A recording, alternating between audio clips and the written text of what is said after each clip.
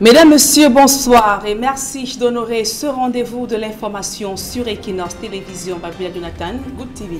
Bonsoir Nadine, thanks ladies and gentlemen for joining us on this bilingual weekend primetime edition of the news on Equinox Television live from our headquarters in Cameroon's economic capital, Douala. And Cameroon's Minister of Territorial Administration, Paula Tanganji, promises hell to terrorists, referring to pro-independence fighters in the Anglophone regions of the Republic of Cameroon, and he has promised them hell and also to their generations. He was speaking in the nation's political capital, Yaoundé, while receiving traditional rulers who were abducted and later released in the Fako division of the Southwest region. And he said those who are out of the country sponsoring the terrorist activities in the Northwest and Southwest regions of the country will be brought back into the country and they will pay for the crimes they have committed.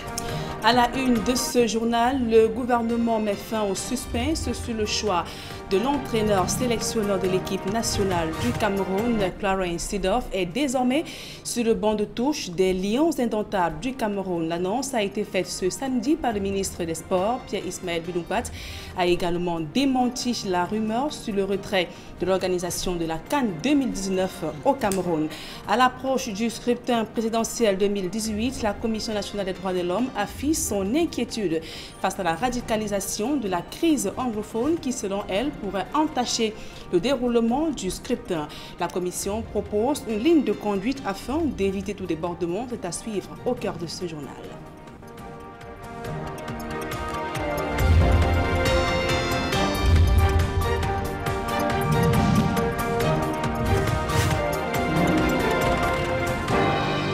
Mesdames, Messieurs, une fois encore, bonsoir et merci d'honorer ce rendez-vous de l'information sur Equinox Télévision.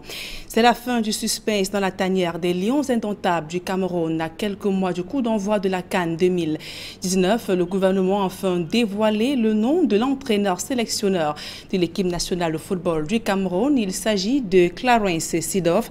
L'annonce a été faite ce samedi au cours d'une conférence de presse donnée par le ministre des Sports, Pierre-Ismaël Bidounkpat, a également saisi l'occasion pour démentir le retrait de l'organisation de la CAN 2019 au Cameroun. On fait le point dans ce reportage de Aïe Cyril et d'Emmanuel Diop. La piste Sven-Goran Eriksson, à peine fermée, celle de Clarence Seedorf et Patrick Kluivert se confirme. Les deux techniciens hollandais seront nommés à la tête des Lions indomptables du Cameroun.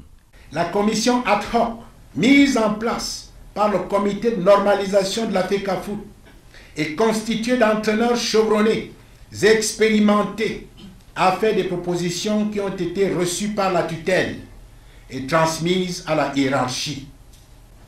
Les très hautes prescriptions reçues permettent de concrétiser le recrutement de M. Clarence Seedorf au poste d'entraîneur sélectionneur national et de M. Patrick Kluivert au poste d'entraîneur adjoint des Lions indomptables. Le ministre des Sports et de l'Éducation physique, qui annonce le recrutement de Seedorf et Kluivert, ne dit rien en revanche sur la durée du contrat et les objectifs fixés au nouvel encadrement technique. Bidounkpat s'appesantit davantage sur la nouvelle rumeur qui annonce le retrait de l'organisation de la CAN 2019 au Cameroun. Je voudrais, tout en condamnant cette campagne malsaine de fake news, dire qu'il s'agit de manœuvres dolosives qui visent à jeter du discrédit sur notre pays en créant en même temps une psychose auprès des populations sur une incapacité supposée de leur pays à relever le défi de l'organisation de la prochaine Coupe d'Afrique des Nations de football. Face à la presse à Yaoundé, le ministre des Sports et de l'Éducation physique relève également que c'est de l'intérieur que le sabotage de la CAN 2019 est orchestré. Alors que le Cameroun bénéficie du soutien externe, non pas par complaisance, mais du fait de son engagement réel sur le terrain des préparatifs, il est étonnant de constater que c'est de l'intérieur, avec des relais insoupçonnés à l'extérieur, que proviennent le dénigrement et les rapports les plus alarmistes qui ont pour objectif de briser l'élan, de semer le doute et la confusion dans les esprits. 11 mois nous séparent désormais de la CAN 2019. La préparation, selon le ministre des Sports et de l'Éducation physique, doit s'intensifier en dehors et sur le terrain. Surtout que le banc technique des Lions indomptables connaît désormais ses futurs locataires. Dans le reste de l'actualité, la Commission nationale des droits de l'homme et des libertés s'inquiète du climat sociopolitique actuel dans les régions anglophones qui pourrait compromettre le bon déroulement du scrutin présidentiel le 7 octobre prochain. Elle vient de réunir à cet effet divers acteurs et parties prenantes au processus électoral afin de les édifier sur la conduite à tenir. Marcelin Gansop et Emmanuel Diop. Des bureaux de vote ouverts dans les casernes militaires, les chefferies traditionnelles, commissariats de police et autres brigades de gendarmerie. Voilà qui prépare le terrain à un vent de contestation. Surtout que les appels incessants de l'opposition sont restés lettres mortes jusqu'ici. Lorsqu'on ajoute à cela le contexte socio-politique actuel, marqué par l'escalade de la violence dans les régions du nord-ouest et du sud-ouest, l'on comprend que l'organisation de la présidentielle du 7 octobre ne sera pas une partie de plaisir. Et c'est tout logiquement que la Commission nationale des droits de l'homme et des libertés s'inquiète de ce climat délétère. Il va sans dire que le climat d'insécurité qui prévaut actuellement dans certaines parties du pays est un véritable défi lancé à notre jeune démocratie. C'est d'autant plus vrai que ce foyer de violence pourrait faire l'objet d'une exploitation politique pour tenter de compromettre le processus électoral et remettre en question la légitimité du nouvel élu. Conscient des enjeux de l'élection présidentielle attendue, la Commission nationale des droits de l'homme et des libertés a cru devoir réunir autour d'une même table des parlementaires, responsables des partis politiques, acteurs de la société civile et diverses administrations. Au cœur des échanges, la pacification de la compétition électorale, l'implication des femmes et des groupes marginaux dans la gouvernance électorale, et puis la gestion des crises post-électorales. Autant de problématiques abordées sans tabou. Nous avons aujourd'hui un défi commun à relever, celui d'organiser les élections justes, transparentes et apaisées avec les ressources, les expériences et les compétences dont nous disposons. Ce défi nous permettra, sans nul doute, de susciter l'espoir, d'ouvrir de nouveaux horizons plus prospères, plus promoteurs pour ce pays où de nombreuses personnes vulnérables se sentent lésées pour compte et qui attendent que des actions soient prises pour améliorer leur quotidien. Pour l'heure, les regards sont tournés vers Elekam pour la publication de la liste des heureux élus. Il n'est pas exclu que cet exercice ouvre la voie au premier contentieux. Et toujours dans ce chapitre consacré à la présidentielle de 2018, ça bouge dans les états-majors des différentes formations politiques. À Loum, dans le département du Mungo, le MRC multiplie des réunions afin de peaufiner des stratégies à mettre en œuvre pour un vote massif des électeurs le 7 octobre prochain, mais aussi le recrutement des scrutateurs volontaires pour le contrôle du scrutin. Le mouvement pour la renaissance du Cameroun met en garde Elekam sur les signes de fraude qui se dessinent avec notamment la création des bureaux de vote au palais présidentiel ainsi que dans les casernes militaires. Écoutons donc à présent différentes réactions, notamment celle de Joseph Singumwe, le président régional littoral 2 et un militant du MRC au micro d'Equinox Télévision. Nous sommes à pied d'œuvre dans le Mungo. Le MRC a beaucoup de sympathisants sur le terrain, mais ce vote risque d'être détourné au vu des risques de fraude que nous recensons ici et là. Dans le Mungo, comme à Yaoundé, comme partout au Cameroun, n'est-ce pas, nous recensons des bureaux de vote fictifs où le nombre d'électeurs est anormalement élevé par rapport aux populations qui sont supposées être dans ces villages-là. Nous, au Mungo, nous sommes prêts pour les élections. À Loum, par exemple, nous avons 71 bureaux de vote.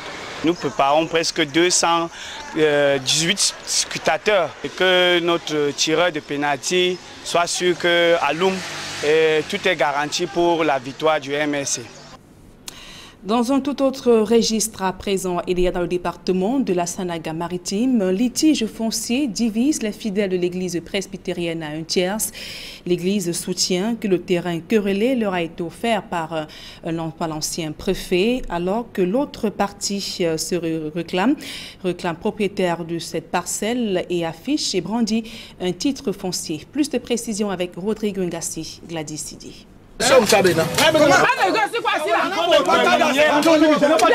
Les fidèles de l'église presbytérienne chrétienne d'Edea Centre, en colère, sont déterminés à tout casser. La tension est montée d'un cran lorsqu'ils ont vu s'élever une clôture sur un terrain dont ils disent être les propriétaires. L'espace querellé, disent-ils, leur avait été gracieusement offert par le préfet de l'époque, il y a 5 ans. Seulement leur voisin, le sieur Nen, a pris les devants en y entreprenant des travaux de construction. Notre paroisse est née d'une session. Nous étions d'abord le consistoire Sanaga et quelques pasteurs ont demandé à créer un autre consistoire. Et les fidèles n'ont pas voulu la création d'un nouveau consistoire. Ils se sont détachés alors de ces paroisses pour former leur propre paroisse. Et le préfet nous a accordé ce terrain. Le pasteur de l'église a eu du mal à calmer les esprits surchauffés. Les fidèles ont à leur tour encerclé la clôture construite par leurs voisins. C'est le préfet qui était ici qui nous a donné ce terrain. Nous avons tous les papiers. Il ne nous reste que le titre foncier. Bon, nous avons borné notre terrain. Notre voisin, c'est M. Ndine. Quand il nous a fabriqué les parpaings, il a dit que nous, certainement, nous voulons commencer la construction. Il a pris le devant, il a commencé de nuit. Il travaillait la nuit. Il a mis la clôture, il a commencé à construire dedans. Une descente des autorités administratives est prévue au courant de la semaine prochaine afin de régler définitivement ce litige foncier. Israël met en œuvre son expérience et son expertise en matière de purification d'eau au service du Cameroun. Un test vient d'être effectué au quartier Etouguébé à Yaoundé. Un exercice de purification qui coïncide avec la résurgence du choléra dans les régions septentrionales. Le reportage de Marcelin Gansop d'Emmanuel Diop. C'est le lit du fleuve Biémé qui serpente plusieurs quartiers de l'arrondissement de Yaoundé 6 qui a offert son hospitalité à cet exercice inédit. D'abord, cette eau recueillie au robinet d'à côté est expressément transformée en boue. Sur place, elle est purifiée, puis servie avec appétit aux personnalités présentes, au rang desquelles l'ambassadeur d'Israël au Cameroun. Ce matériel élimine à presque 100% toutes les germes et micro-organismes qui se retrouveraient dans l'eau. Dans un exercice similaire, l'eau puante de la rivière Biémé est recueillie, puis purifiée grâce au même appareil, fruit de l'ingéniosité et de l'expertise israélienne. Mais faute de certification pour l'instant, le produit fini n'étanchera pas la soif des personnes présentes. La partie israélienne est sûre de son matériel, mais nous ne pouvons pas directement demander aux populations camerounaises de boire cette eau-là sans que l'autorité camerounaise, c'est-à-dire le Centre Pasteur, ait délivré une certification. Nous attendons cette certification dans quelques semaines, 2 ou 3 semaines. Dans un cas comme dans l'autre, il est question de capitaliser le potentiel dont nous disposons afin d'offrir une eau potable à tous les Camerounais, où qu'ils soient. Ceci est d'autant plus important que le choléra est de retour dans plusieurs villes du pays. Au Cameroun, nous avons un sérieux problème d'eau potable. La nature nous a gâtés en eau, mais cette eau-là n'est pas toujours à la disposition de toutes les populations. Donc nous encourageons l'initiative et nous pensons, en faisant un clin d'œil à M. l'ambassadeur, que la commune d'arrondissement de Yaoundé 6 sera parmi les bénéficiaires de ces appareils de purification d'eau. Nous en avons grand besoin. Yaoundé 6 a donc donné le coup d'envoi d'une pratique qui va se généraliser dans un bref avenir. We are also hoping to partner with the Cameroonian Ministry of Public Health. Nous comptons dans les semaines à venir de travailler avec les différents départements ministériels, avec l'UNICEF et l'OMS, à apporter ce matériel au Cameroun à très bas prix, voire gratuitement. Maybe even free of charge for those communities around Cameroon that need this equipment. La purification de l'eau, quelle que soit sa qualité, ne devrait plus être un secret pour les populations camerounaises qui meurent de soif au quotidien. À charge pour les pouvoirs publics de faire don de ce précieux sésame aux différentes communautés. C'est avec ce reportage que nous mettons un thème à la première partie de ce journal. La suite, c'est en langue anglaise avec vous, Babila Jonathan. Right, Nadine, the Minister of Territorial Administration of the Republic of Cameroon, Tanganji Paul, has said pro-independence fighters in the two Anglophone regions of the Republic of Cameroon, referred to as terrorists, will pay for the crimes they have committed, and even their generations will pay for those crimes, while those who are supporting the struggle from out of the country, precisely in the United States of America, will be fished out, brought back into the country and made to face the law. He was speaking during a meeting with some traditional rulers of the Fako division in the southwest region of the country who were recently abducted and later released. He met with them at his ministry in the nation's political capital, Yaoundé. For me, Armstrong Sander has more. He is not a thief but a traditional ruler in Boya subdivision, Fako division of the southwest region. The wounds on his body were inflicted by those Minister Paul Atanganji called terrorists who abducted him alongside 7 others. What the terrorists have done, kidnapping you, torturing you, I want to tell you that they will pay for those crimes, and all their generations will pay for the crimes, because you are instituted authorities put in place by God Almighty. No one has the right to come and touch your physical integrity. The 7 released Boya chiefs, after spending over 2 weeks in captivity, came to Yaoundé to meet with the Minister of Territorial Administration, Paul Atanganji, and the Prime Minister, Philemon Yang, to narrate their ordeal.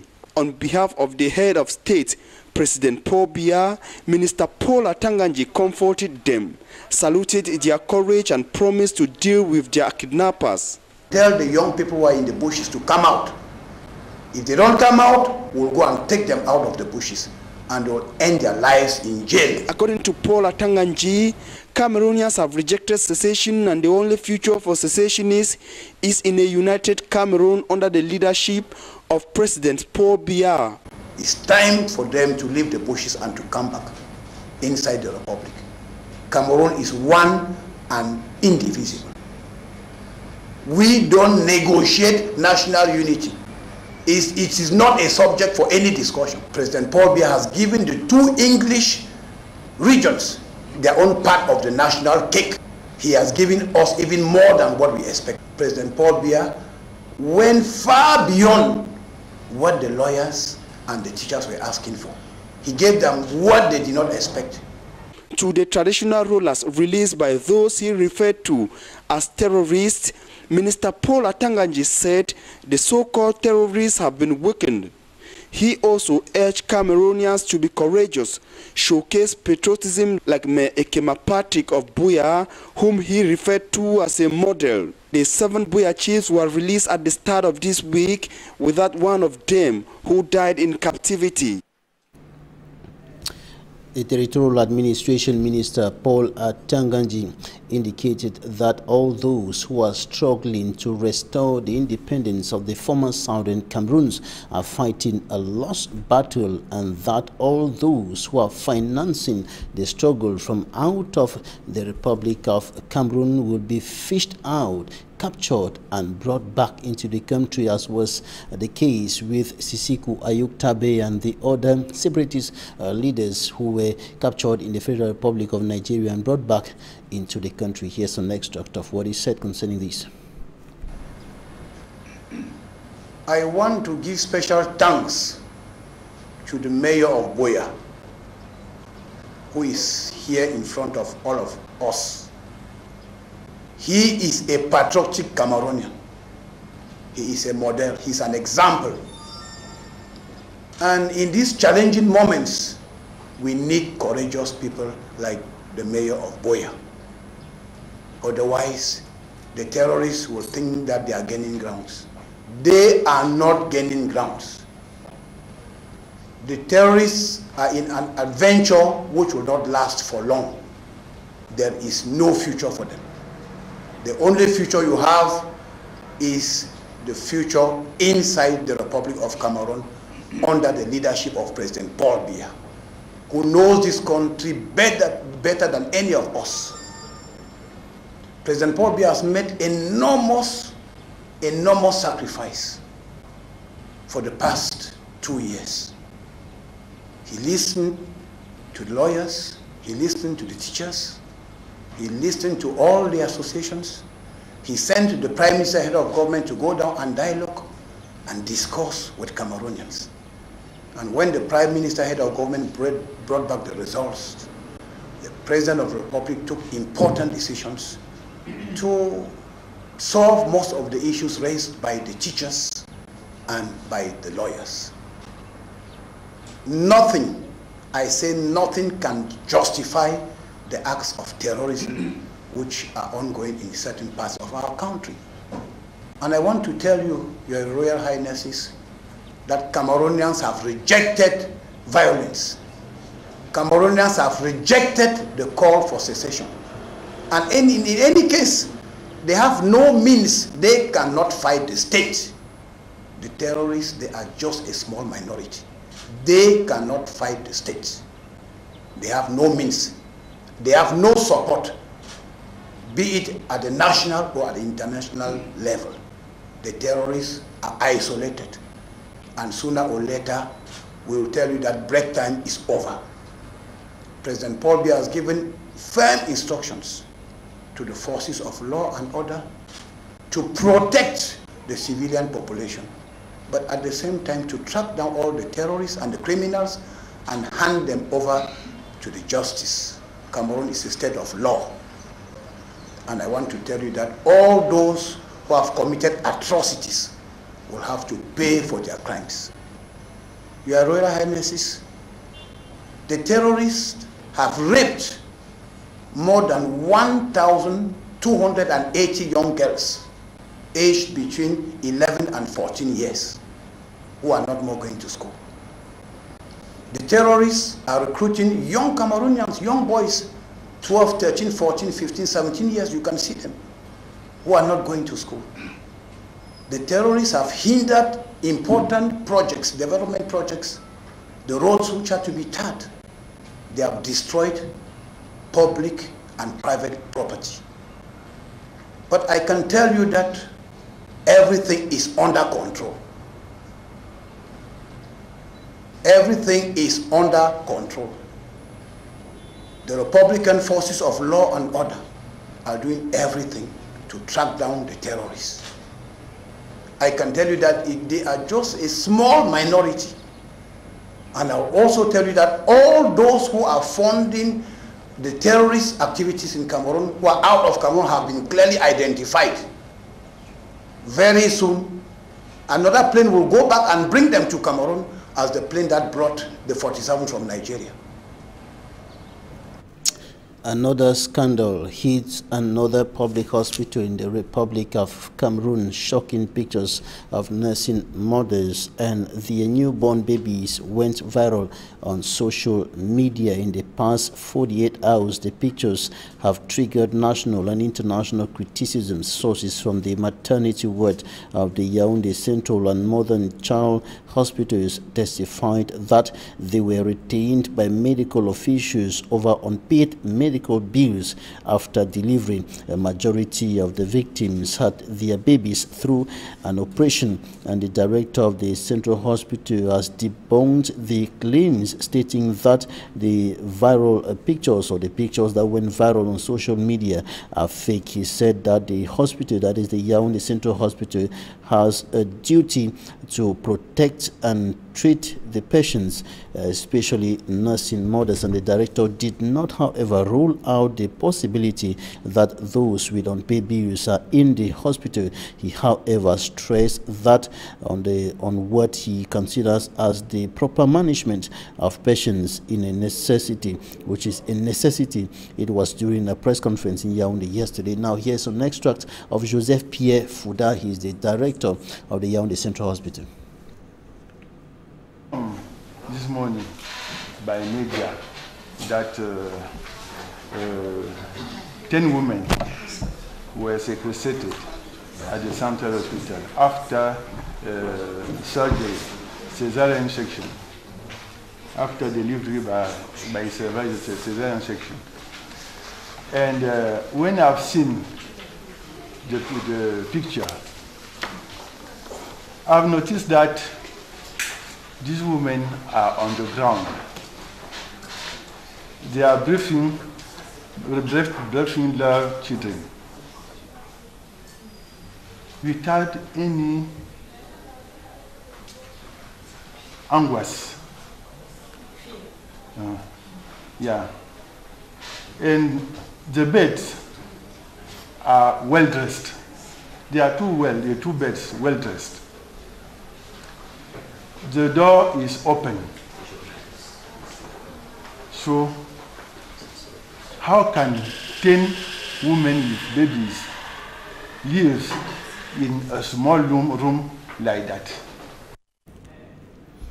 The Indomitable Lions of Cameroon now have a new head coach who will take them into the 2019 Africa Cup of Nations that will be hosted by Cameroon. The new head coach of the Indomitable Lions of Cameroon, Clarence Seedorf, is from Holland. His assistant, Patrick Kluivert, is equally from Holland. The Minister of Sports and Physical Education made this information public yesterday during a press conference in the nation's capital, Yaoundé. This is an extract of the Minister of Sports and Physical Education, Pierre Ismail Bidumpat.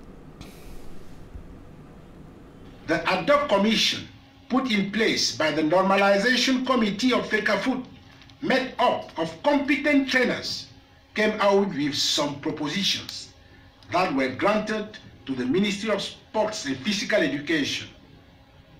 The firm's instructions given were highly respected, and this is leading to the selection of Mr. Clarence Seedorf as head coach and Mr. Patrick Kluivert as deputy trainer of Indomitable Lion team. In any case, I would say that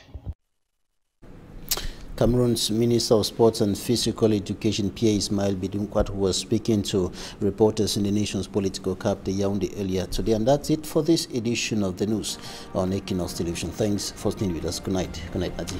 Good night, Babila, Jonathan. Mesdames et messieurs, c'est la fin de ce journal. Merci pour votre aimable attention et bonne suite des programmes sur Equinox Télévision.